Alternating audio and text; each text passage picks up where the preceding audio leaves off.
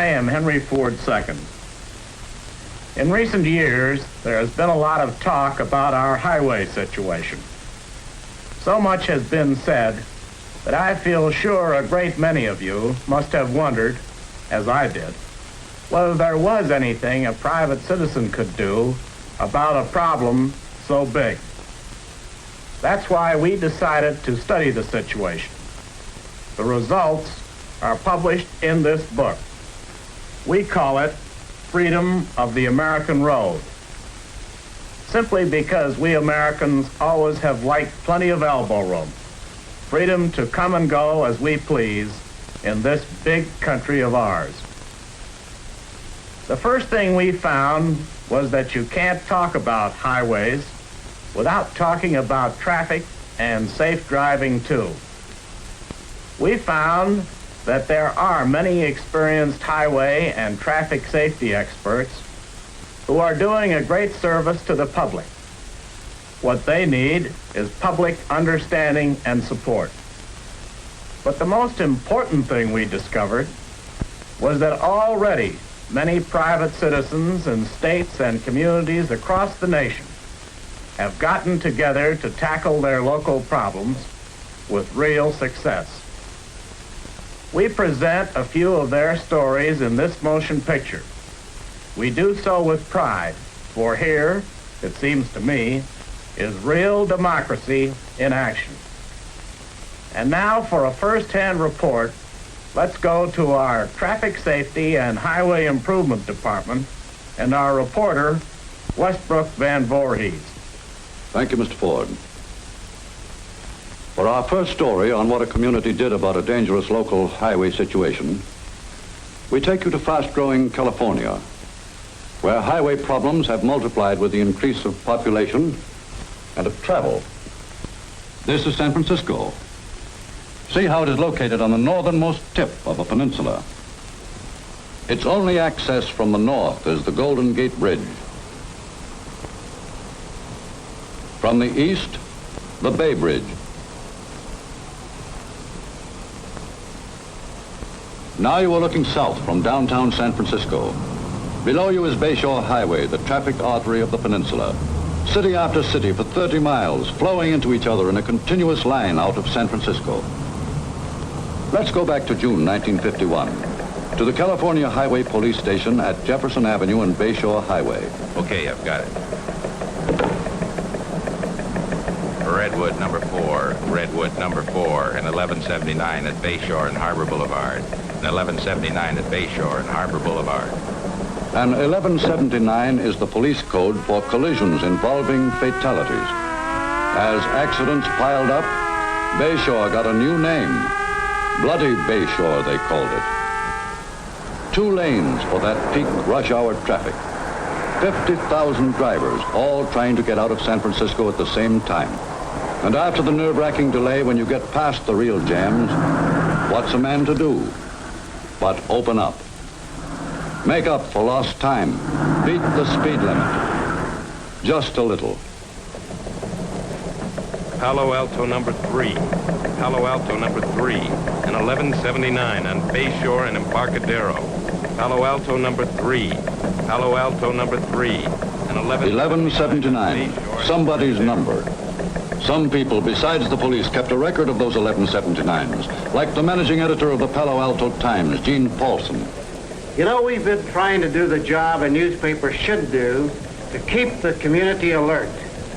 We've written editorials, we've headlined the accidents, we've published photographs. Here, take a look at some of these. These were run over about a 60-day period.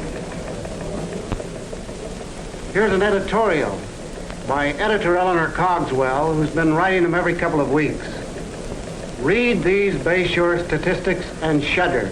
Father and son killed in Bayshore crash. 3 others injured.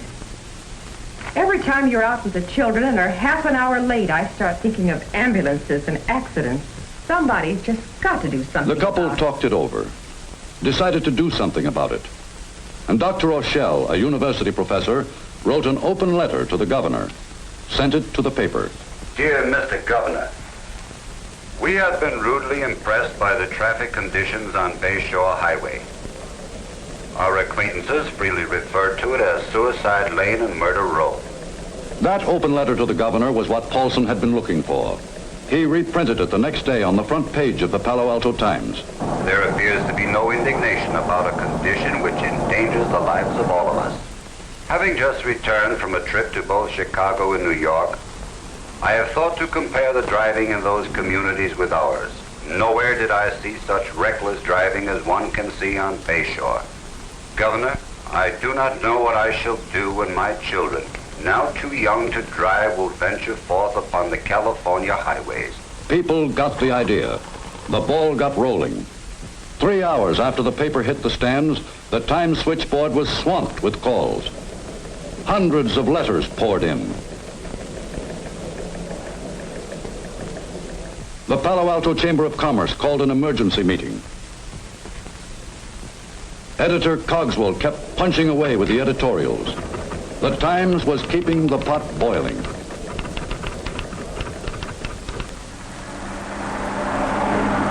Almost overnight, Highway Commissioner Peterson had 5 additional patrol cars out on Bayshore. And for each patrolman put on, there was 1 death less a month.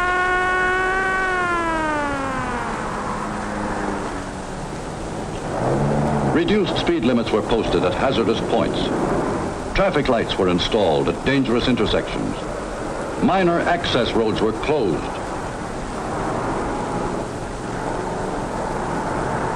No left turn signs were placed at intersections with records of left turn accidents. And the headlines continued without let-up. In 60 days, deaths and injuries had dropped from 67 to 38, and accidents from 110 to 65. The campaign kept gathering momentum, and the Palo Alto Chamber of Commerce started a drive to sign petitions for extending the Bayshore Freeway. The people got the idea that in addition to better traffic control, they needed to solve the basic problem, a badly overloaded highway. Radio and TV stations in San Francisco itself took up the campaign. Petitions were circulated. At the hospital, Times reporter Francis Moffat, on the left there, tried to get the signatures of 4 people injured in an auto crash. The entire hospital staff signed up. A petition to extend the 6-lane freeway. Sign here, please. And they did. 30,000 of them. In the big towns and the small ones. In Sunnyvale, San Carlos, Mountain View, Los Altos, Belmont, all signed and sealed and ready to be delivered. 2 weeks later, a delegation of citizens presented the petitions to Governor Warren. This public support was what the state officials needed. Within 30 days, the legislature acted. Here it is, the new Bayshore Freeway, a highway of modern design, 6 lanes instead of 4. One stretch of the American road made safer because the community took constructive action. What you have just seen was accomplished in 1952, but the job was not finished. It still goes on. As a matter of fact, what happened here in Palo Alto stimulated many California communities to similar efforts. And today, California has a state highway program that is one of the most advanced in the nation. Elsewhere, there are highway problems of another kind that have to be solved, like traffic congestion, for example. Ever been downtown in that 6 o'clock bumper-to-bumper madness called a traffic jam? It's worse in our older cities. And so, for our report on how one big city is successfully solving it, let's go east, across the country, to Pittsburgh, where the Monongahela and the Allegheny River join. That's where Pittsburgh was born 200 years ago. You're looking at what Pittsburghers call the Point, the area where the rivers join to form a triangle. The Golden Triangle, they called it, squeezed between 2 rivers. Squeeze is the word, all right. This typifies downtown Pittsburgh as it was 10 years ago. A maze of streets, no wider than when the city was a frontier town. Traffic experts and police could arrange and rearrange the traffic pattern. But all they were actually doing was rearranging a nightmare. Pittsburghers knew that the traffic problem couldn't be solved without at the same time rebuilding the very heart of the city. The Allegheny Conference on Community Development went to work on the problem in 1943. Its roster had names from every section of Pittsburgh life: the melon interests, the steel industry and the unions, H.J. Heinz and Company, department stores and the governments of the city, as well as of the surrounding towns. The average Pittsburgher was tempted to think, well, here we go again. But he began to be impressed by 1945. For that was the year when the city realized there was a force behind the paperwork and the plans. You can't use halfway measures. A big problem needs a big answer. You tear down the old and put in the new with modern muscles, modern tools. But the big prime mover that got things going in Pittsburgh, bigger and more powerful than the crane, the acetylene torch, and the bulldozer, was people, the members of the Allegheny Conference. They had to overcome the old ingrown attitudes of resignation, of doubt that so gigantic a change could actually be accomplished. And they did, and proved it could pay. If you know Pittsburgh, you'll recognize this. It's the old downtown Point District, dead and gone now, and no one to mourn for it. And this is the plan for the new, now coming to life. There's a new horizon now looking toward the Allegheny, a new landscape, new towers, a new horizon.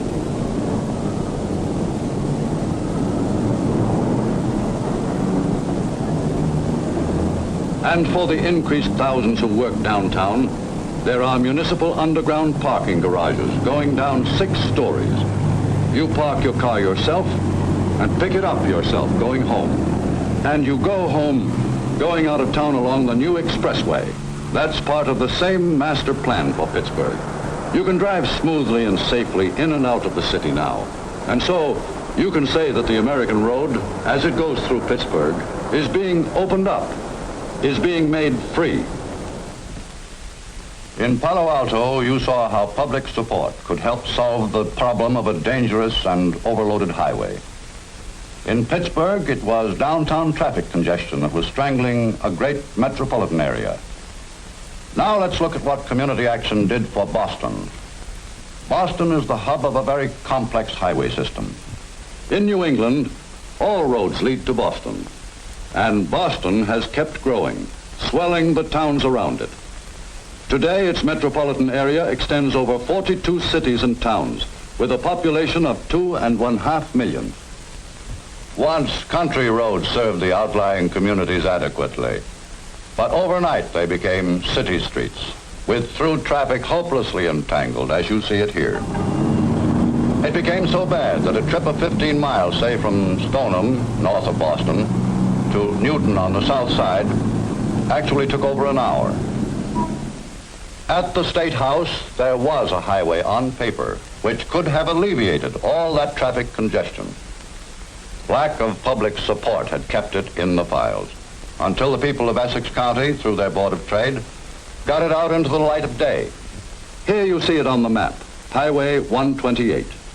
Starting from Gloucester, the old fishing port, it swings in a wide 80-mile arc around the rim of Greater Boston, all the way down to Dedham, with its last section now nearing completion. Today, John Smith of Gloucester can leave his family in the morning and travel safely and quickly over a modern express highway to his job. Because new roads, like magic arteries, pump increased values into adjacent land, he now travels past property whose value has increased 100 times over. Along this highway have sprouted 7 great industrial centers, occupied by some of the country's leading manufacturers, and other centers are now being developed.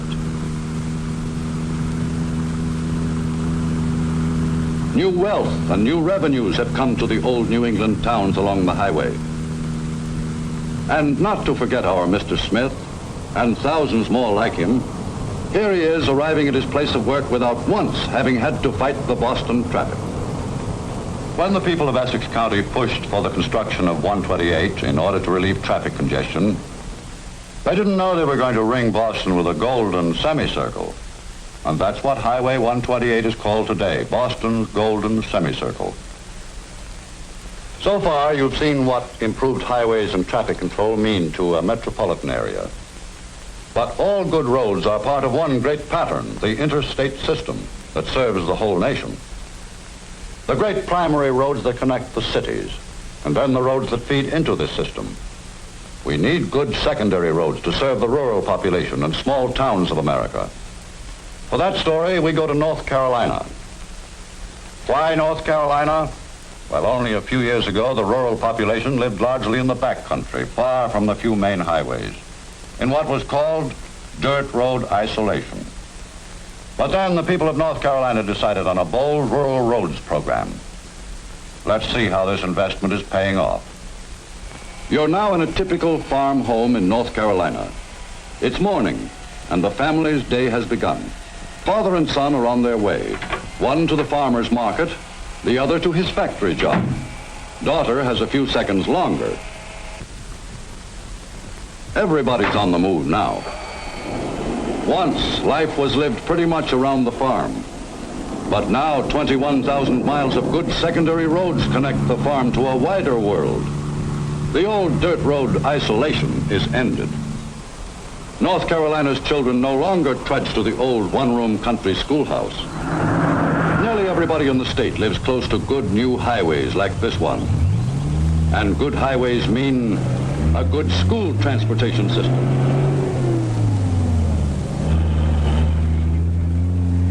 Good roads mean that children from scattered farms can be picked up at all outlying points. Every morning they're on their way to modern schools. The new roads mean that the farmer's son can travel as far as 50 miles to his job at the new factory. And the factory itself could not have been built here if it weren't for the new roads. The rural family can now work in industry as well as on the land. At one time, remote from the big town, the farmer now drives directly to the city market over good roads, a saving in time and effort, making possible new and diversified crops that can be delivered quickly, a big factor in the rapid growth of North Carolina. One of the dramatic changes in rural life is in the schools. The old one-room schoolhouse has been replaced by the big central school. 15 years ago, these youngsters living 20 miles apart would never have known one another. Nor would they have had the specialized equipment and training in one of the finest rural school systems in the country.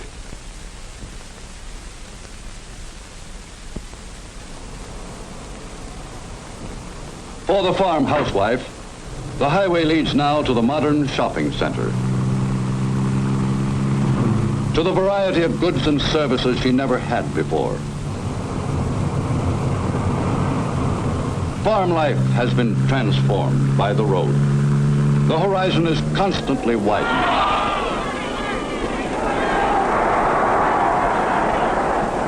The rural family looks beyond the nearby crossroads for its social life and amusement.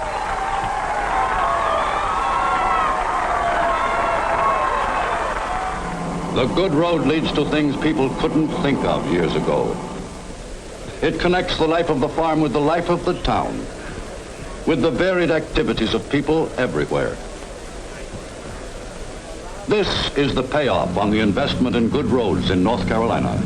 A fuller life for country people.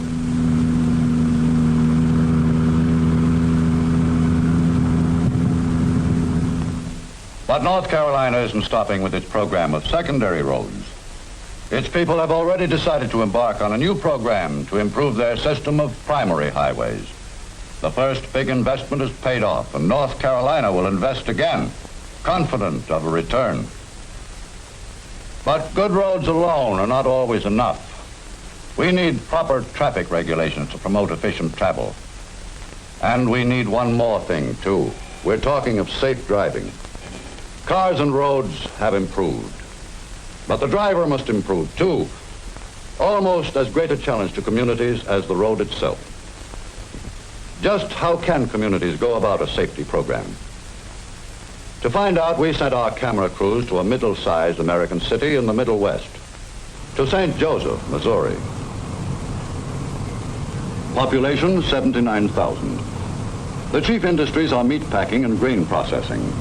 Other products are work clothing, locomotive parts, wire rope, and safety. Yes, they work on safety here, and they sell it hard in St. Joe. It's a town that hates accidents, maybe because they used to have 2,000 a year. They don't let you forget safety in St. Joe. Safety is everybody's business. It is one business where we can't say, let George do it. Daylight hours are growing shorter day by day, and the danger to pedestrians is increasing. Drivers cannot see you as well in the early morning hours or in the dusk of evening, so cross streets with extra care. They don't let you forget safety in St. Joe. They run it like a $1 million advertising campaign, but there's no $1 million behind it. Only the voluntary activity of lots of people, like the members of this safety council. Walter Ladd is its manager. We use the 3 E's for traffic safety. E for education, E for engineering, E for enforcement. But the big E is education. Education of the public, education of the individual. This takes a lot of pick and shovel work. It takes coordination and organization. We try to bring every organization and all citizens into it. And we work a lot with the children.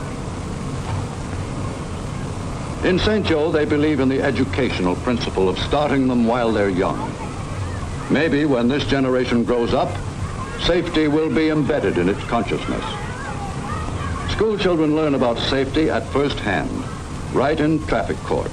I arrested the defendant at approximately 5:40 p.m. for passing through a red light. Your Honor, it's late, and I'm trying to make this last delivery because I know if I don't get this in, I'm jammed up.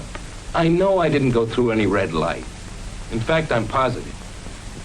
After court sessions, the kids get a chance to ask questions.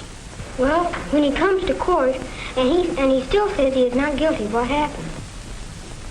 Then it is up to the court to decide by the testimony offered by the defendant and by the police officer as to whether or not he is guilty. That is the burden of the court. They teach driving as a regular part of the high school curriculum. In more ways than one, teenagers have to learn about themselves. That includes a knowledge of the machine they will drive and of the normal limitations of human judgment when driving.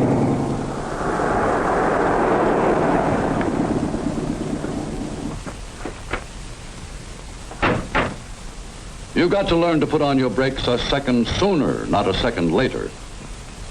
And I'm sure a lot of good will come from our discussing these various problems. And now I believe we have a few more reports. To sum up the discussion in my section... You're now looking at the annual Teenager Safety Conference. Delegates from all of the high schools participate. The next report, please.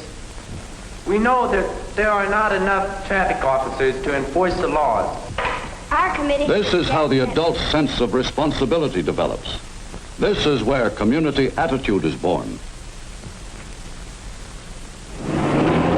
In St. Joe, safety isn't a one-time broadside, not something for Tuesday to be forgotten Wednesday.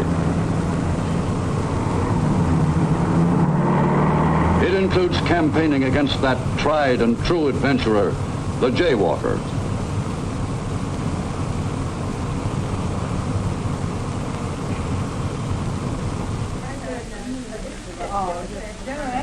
The busy Women's Day in St. Joe includes safety both in committee meetings and in working up programs, like this one. They help police and car dealers organize this car checkup, and they saw it all the way through.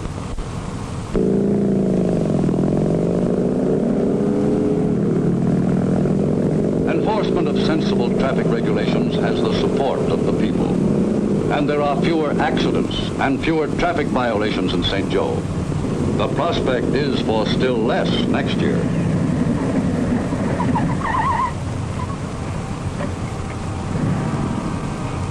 A few years ago, St. Joseph had an average of 17 traffic deaths a year.